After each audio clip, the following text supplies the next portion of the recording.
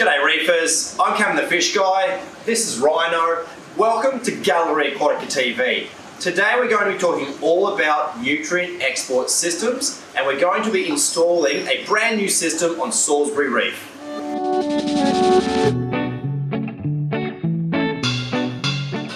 So let's talk about exactly what a nutrient export system is. It's effectively a system that we employ in our reef tank systems to reduce nitrate and phosphate out of the tank. Now, the most common system that we use in Australia is what we typically call a refugium. Now, you could argue that that name is a little bit of a misnomer in that we're using these systems purely for reducing nitrate and phosphate, and so they really should be considered more of an algae scrubber.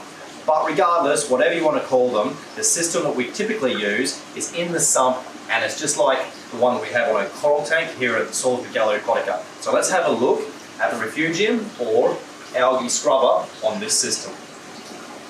This is the refugium style algae scrubber on coral system at Gallery Aquatica Salisbury. And as you can see, we've got a prime fuge light which really lights up the section beautifully. It's one of the best lights you can use for this purpose. And we've dedicated a large amount of space for the macroalgae, which is absorbing waste out of the water. Now, the macroalgae that we've chosen for this job is Ketomorpha. And Ketomorpha, as the name suggests, is a hair-like macroalgae. It's probably my favorite macroalgae to use for this purpose because it's fast growing and very predictable in the way that it grows. But some people like to use Caloprah, and there's a few species of Caloprah which do the job brilliantly.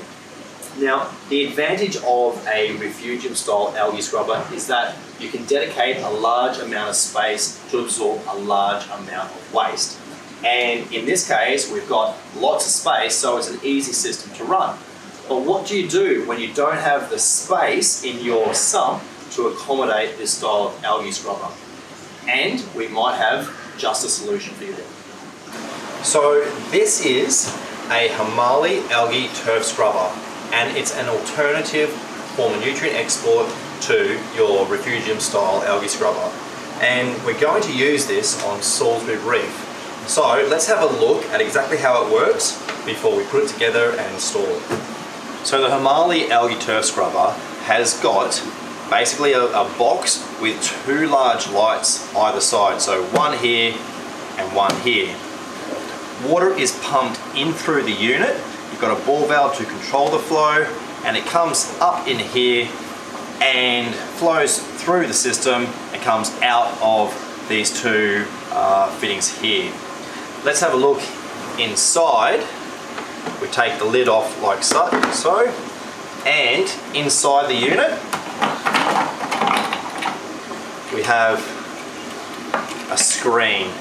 The idea is that water comes out of this pipe, it cascades over the screen, and the light from either side allows the growth of tops of algae, which are extremely efficient at absorbing waste out of the water. So this little unit is going to be the sole source of nutrient export for our Salisbury Reef. Now, this is the first one of these I've actually set up. So for me, it's going to be very interesting to see exactly how efficient it is and to see exactly how easy it is to install on a tank like the Waterbox LX. So the Hmahli algae turf scrubber comes with a couple of elbows and two pieces of pipe, which are for the outlet drains that we just saw. And on top of that, we need some plumber's glue, PVC cement. We need a pump to run it. Now, we're going to use the Octo AQ 1500.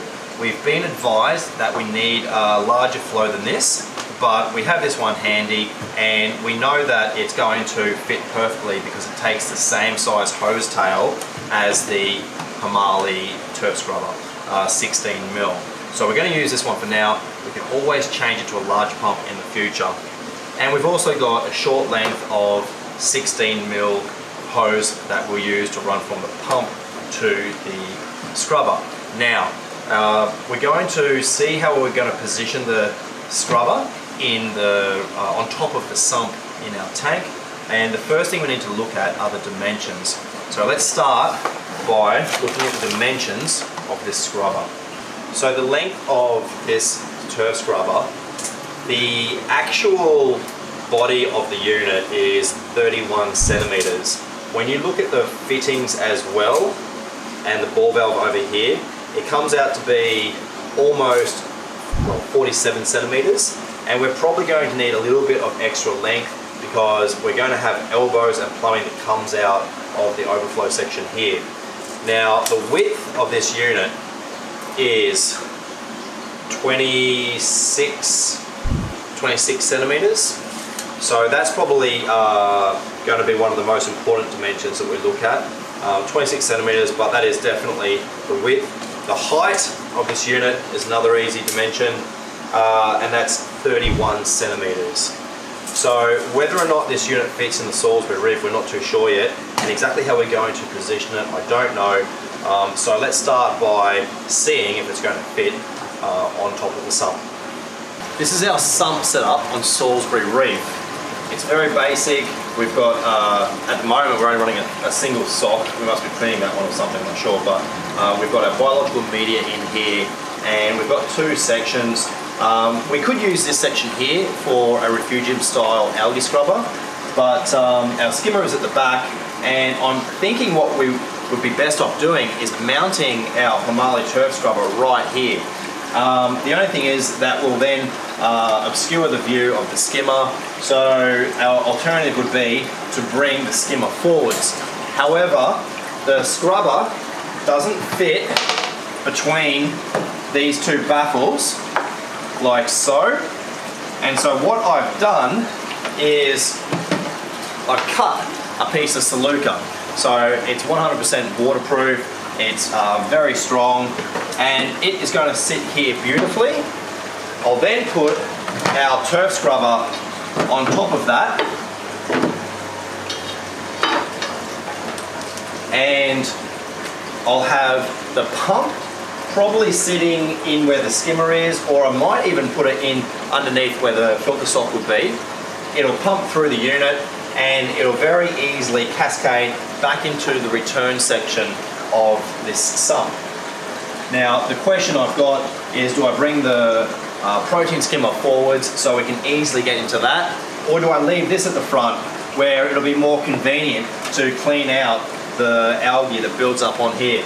And I think for now I'm probably going to leave it like this with the algae scrubber at the front. Once I work out how often I need to access this, I can always put this at the back and the skimmer at the front. But one of the beautiful things about this setup is that we have very easy access. There's a side door that opens up. We've got that off at the moment. So the skimmer, even though it's behind the turf scrubber, will be very easy to access regardless. So this is our position. Let's work out how we're going to have the plumbing, and we'll work out the pump system and where we're going to put that. Our first elbow is the big one. It's going to go at the bottom. So we only want a short length. I'll cut it there.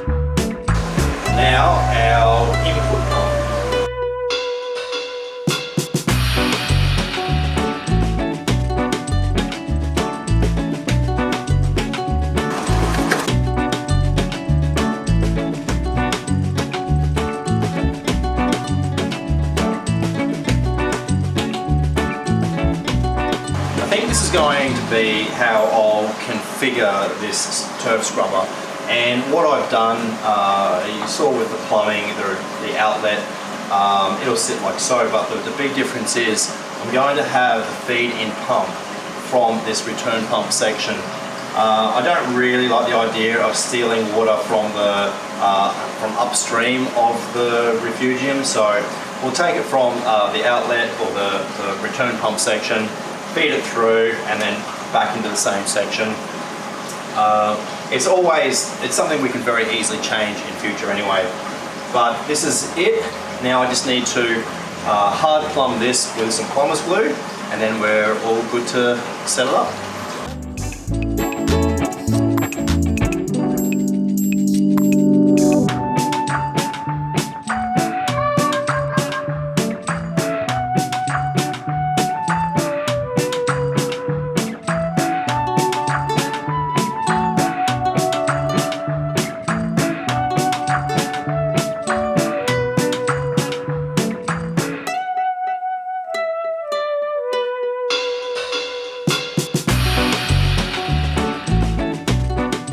Let's have a look what I've done, because I'm not sure if it was a great idea.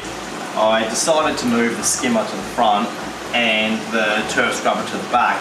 I probably should have stuck with it my original way, because there seems to be less space having done it this way.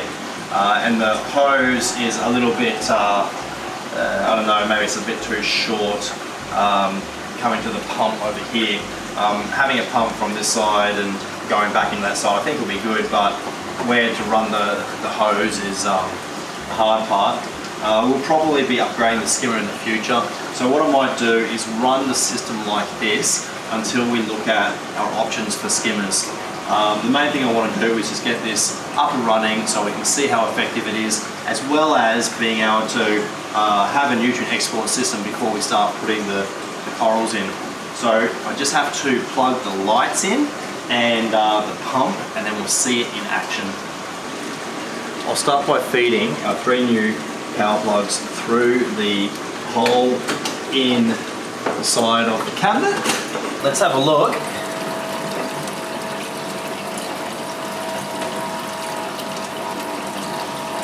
Okay,